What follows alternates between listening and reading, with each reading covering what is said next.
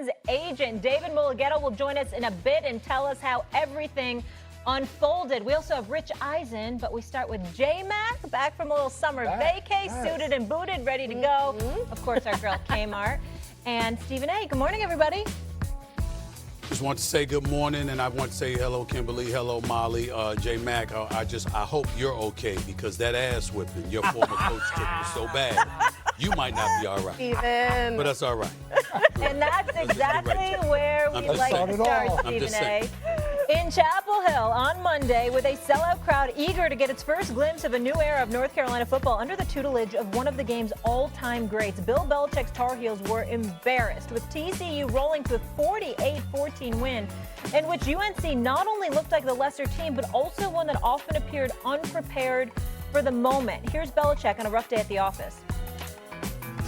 Yeah, look, they just outplayed us. They outcoached us. I mean, they were just better than we were tonight. That's all there was to it. They controlled both sides of the line of scrimmage. Their skilled players played well, and they did a lot more things right than we did. So, give them credit for being the better team. They certainly deserve it. Stephen A., how shocking was Bill Belichick's debut? I thought it was a little bit shocking simply because of the ass whipping, the thorough beat down that we witnessed. And even though I don't feel that way, I think we need to prepare ourselves to hear a chorus of individuals saying, so it really was Brady, huh? It really was Brady. Because this is bad. This was very, very bad. And we've heard that from Bill Belichick on too many occasions. We got outcoached, we got outplayed in every phase, blah, blah, blah. We heard that a lot since Brady departed from New England. Obviously, this is college football. This is not the National Football League. So I'm certainly not being literal when I say that, because we all know that Brady owes just as much credit to Belichick as Belichick owes to him for those 6 championships. We get that part. But here's the reality. When you look at the North Carolina Tar Heels, they were awful, and I mean god-awful. And the quarterback, Gio Lopez, you lucky if they don't come to you and ask for their money back. $4 million in NIL money for you. You lucky if they don't come to you and ask for their money back. It's pretty damn bad how awful they were last night. 1 and 10 on third downs. A total of 220 yards. That was outgained by 320 yards by TCU. TCU had 320 more yards than the North Carolina Tar Heels.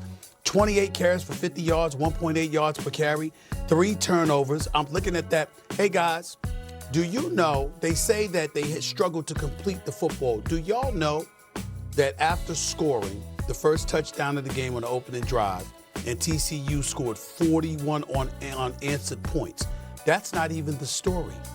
Do you know that from 8:12 p.m. to 10:20 p.m., they didn't complete a pass? That is 2 hours and 8 minutes without a completed pass. Now, I don't give a damn how outmatched you are on a football field. It can't explain that kind of ineptitude. You understand that you can complete a pass by throwing a screen?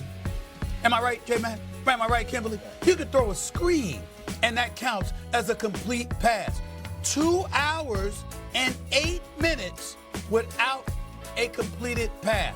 This was a thorough beatdown, and Bill Belichick not releasing the depth chart before the game, which compelled TCU to do the same, and all of these tricks and everything. It's a new day. But let me tell you something.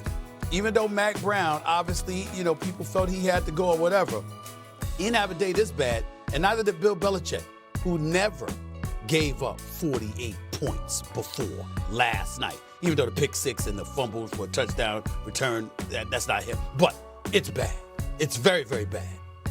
What do you got to say for your former head coach? Listen, I would love to come on here and debate Stephen A. and go back and forth of why it wasn't that bad, but it was that bad. There was not much positive that you can pull for. Now, you can make excuses. You can talk about the fact that they got 70 new players from last year to this year. You can bring up the fact that Bill is 0-3 in his head coaching debut, so he's been in this situation before.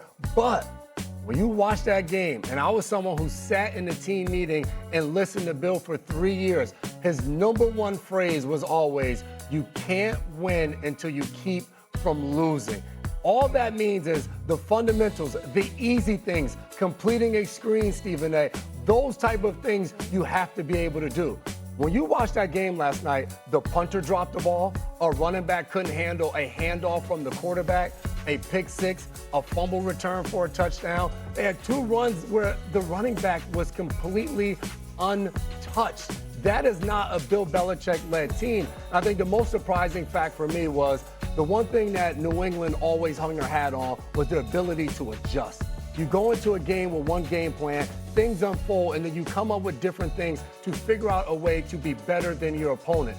You're watching that game last night. They go into halftime. Now listen, in the NFL, halftime feels like 2 minutes. You go in, you use the restroom, you grab yourself a quick snack, and you're back out there on the field. In college, it is an eternity. Bill could have gone in and come up with a brand new game plan with all the time they had at halftime. They come out, and the first play of the second half is a 75-yard untouched touchdown run. That, to me, was the final straw where it was just like, as you're looking at it, you're like, well, what is next? Like, how does this team improve? There are no other players to go out and get in the portal. Their schedule is easy, but where are they going to find the wins after a performance like that last night?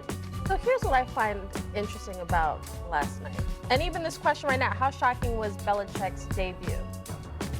TCU's head coach Sonny Dykes, that's what he was talking to Holly Rowe about. Like, we felt disrespected. The fact that Stephen A., you said that was shocking. If you're TCU, that's exactly what we expected to happen. Because to your point, 70 new players, a new head coach going from the NFL to college, and TCU's walking in there like, all this attention, ESPN is here, all these people to picking them against us. Like, we have the program. He's just starting from scratch. And to me, I don't think you should be surprised by the outcome. I think if you thought Belichick was going to come in there and it was going to be Patriots of old, then I think you're mistaken.